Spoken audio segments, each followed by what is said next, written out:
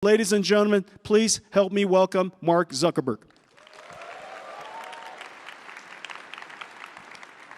One of the things that I was super excited about when you talked about your vision of creator AI, I just think that's a home run idea, frankly. Tell everybody about the creator AI and AI studio that's going to enable you to do that. Yeah, so we actually, I mean, this is something that we've talked about it a bit, but we're rolling it out a lot wider today. A lot of our vision is that I don't think that there's just going to be like one AI model, right? I mean, this is something that some of the other companies in the industry, they're like, it's like they're building like one central agent, and yeah, we'll have the Meta AI assistant that you can use, but a lot of our vision is that we want to empower all the people who use our products to basically create agents for themselves. So whether that's all the many millions of creators that are on the platform, or hundreds of millions of small businesses. We eventually want to just be able to pull in all your content and very quickly stand up a business agent and be able to interact with your customers and do sales and customer support and all that. So the one that we're just starting to roll out more now is we call it AI Studio, and it basically is a set of tools that eventually is going to make it so that every creator can build sort of an AI version of themselves as sort of an agent or an assistant that their community can interact with.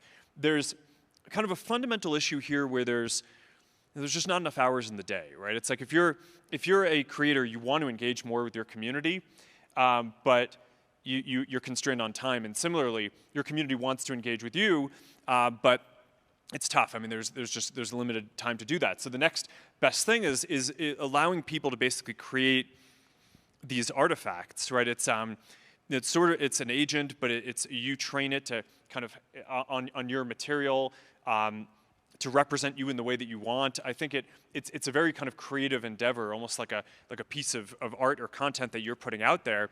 And it's going to be very clear that it's not engaging with the creator themselves, but I think it'll be another interesting way, just like how creators put out content on these social systems, to be able to have agents that do that.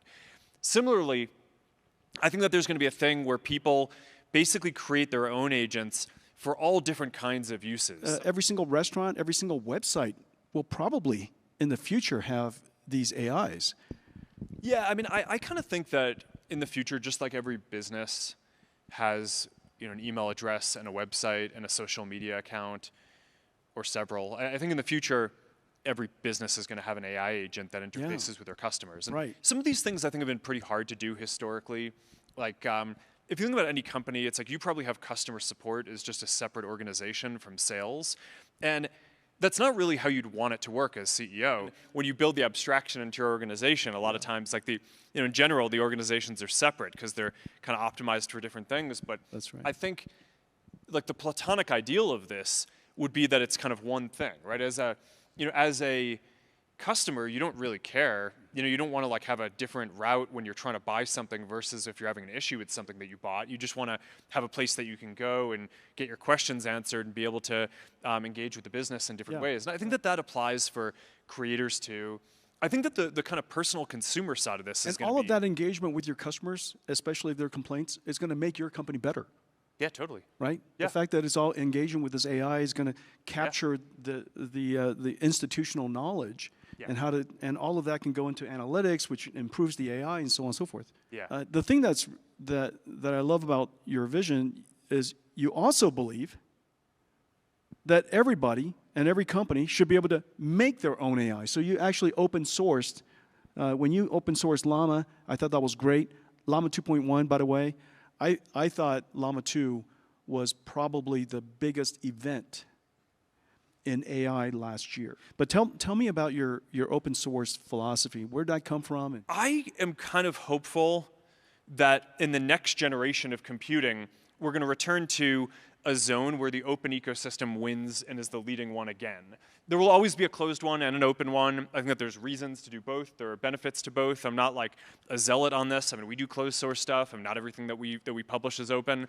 But I think in general, for the computing platforms that the whole industry is building on, there's a lot of value for that if the software especially is open. So that's really shaped my philosophy on this. After building this company for a while, one of my things for the next 10 or 15 years is like, I just want to make sure that we can build the fundamental technology that we're going to be building social experiences on, because there have just been too many things that I've tried to build and then have just been told, nah, you can't really build that by the platform provider, that at some level I'm just like, nah, f that. There goes our broadcast opportunity. Yeah, no, sorry. Sorry. Hang on a sec, beep. Yeah.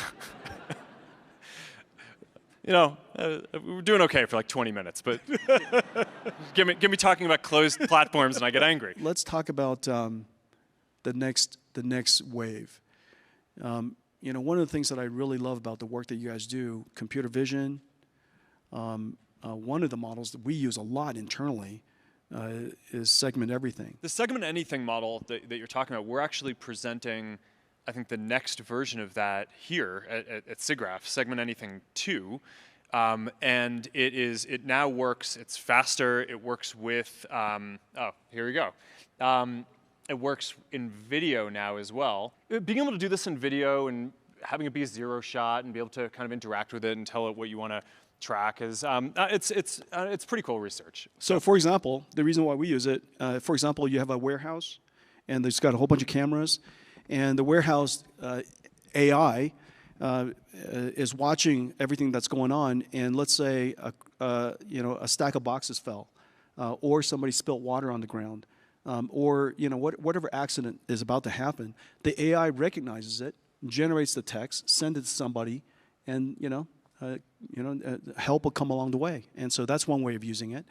Instead of recording everything, if there's an accident, instead of recording every nanosecond of video and then going back and retrieve that moment, it just records the important stuff because it knows what it's looking at. When we think about the next computing platform, you know, we kind of break it down into mixed reality, the headsets, and the smart glasses.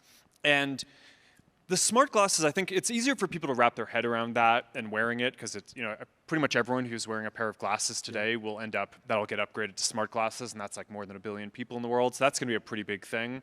The VR MR headsets, I think some people find it interesting for gaming or different uses, some don't yet.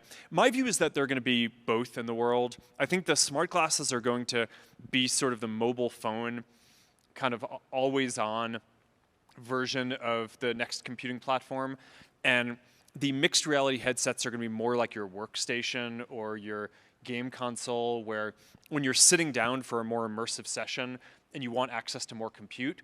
I mean, look, I mean, the glasses are just very small form factor. There are going to be a lot of constraints on that, just like you can't do the same level of computing on a phone. It came at exactly the time when all of these breakthroughs in generative AI happened. And it turned out that we have sort of really high quality AI now, and getting better at a really fast rate before you have holographic AR.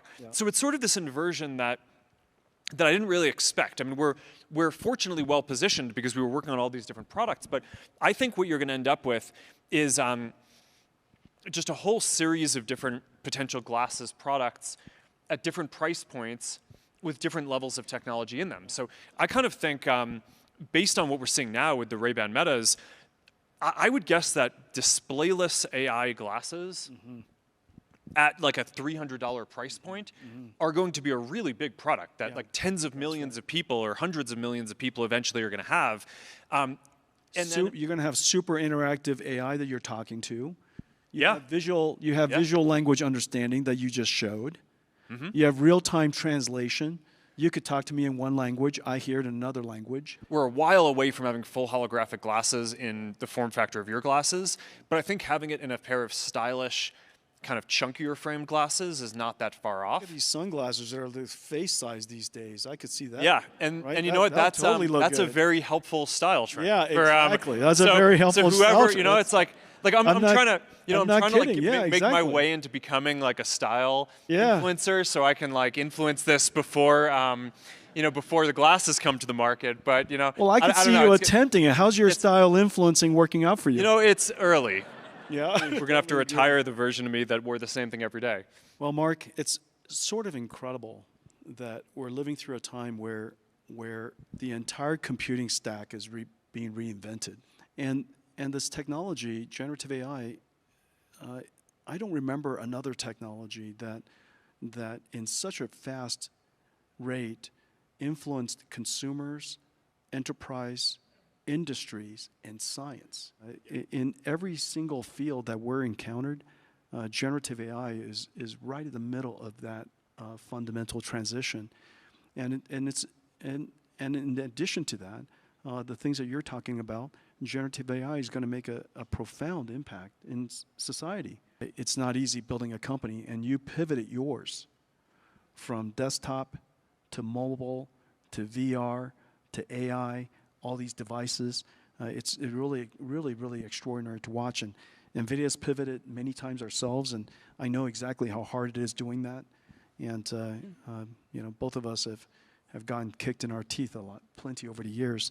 But that's what it takes to want to be a pioneer and innovate. So it's really great watching you. Well, it's incredible to watch. And congratulations on everything that you've done. And you are quite the style icon now. Check out this guy. Huh? Early stage, working on it. It's ladies and gentlemen, Mark Zuckerberg. Thank you.